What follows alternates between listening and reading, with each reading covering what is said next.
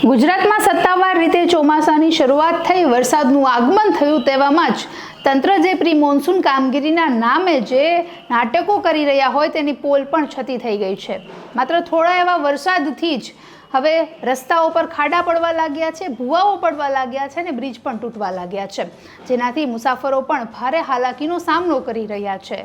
નમસ્કાર, ટકાટક મીડિયામાં આપની સાથે હું છું જાનવી।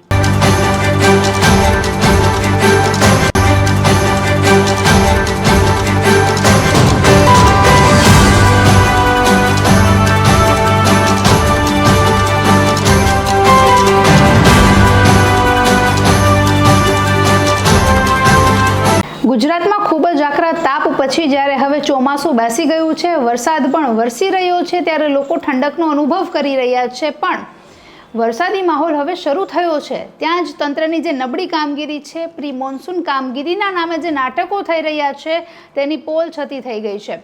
કારણ કે રસ્તાઓમાં ખાડા પડવા, પુલ તૂટી પડવો અને જે ઠેર ઠેર પાણીઓ ભરાઈ રહ્યા છે તેનાથી લોકો પણ ખૂબ જ હાલાકી ભોગવી રહ્યા છે।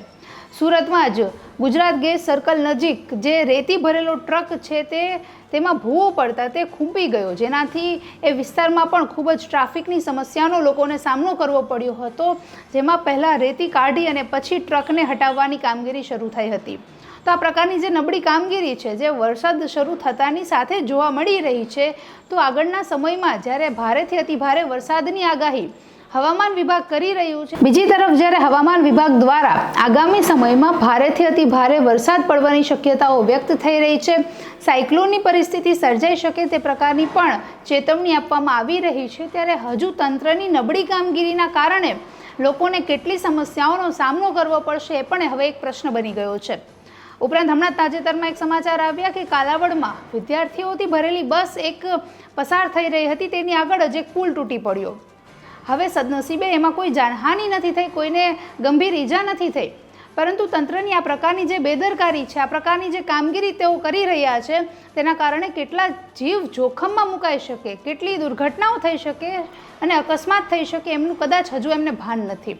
કારણ કે વરસાદના સમયે જે અકસ્માતોની સંખ્યામાં ખૂબ જ વધારો જોવા મળતો હોય છે, જેમાં રસ્તાઓના ખાડા, જે ગટરના ઢાંકણાઓ ખુલ્લા રહી જવા, પછી ઠેર ઠેર જગ્યાએ પાણી ભરાવા, રસ્તાઓમાં ભૂવા પડવા, પુલ તૂટવા, આ પ્રકારની જે ઘટનાઓ છે તે ખરેખર હવે ખૂબ સામાન્ય બની ગઈ છે, જેનાથી લોકોનો જીવ સતત જોખમમાં રહે છે। પણ જે તે વ્યક્તિએ પણ ફરજિયાત ઘરની બહાર નીકળવું પડે છે, કામે જવું પડે છે, સ્કૂલે જવું પડે છે, તે કદાચ એમને ખબર નથી કે એમના જીવ પર કેટલું જોખમ અને સંકટ સતત ચાલી રહ્યું છે।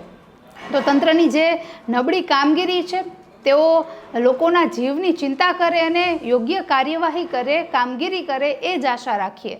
નમસ્કાર।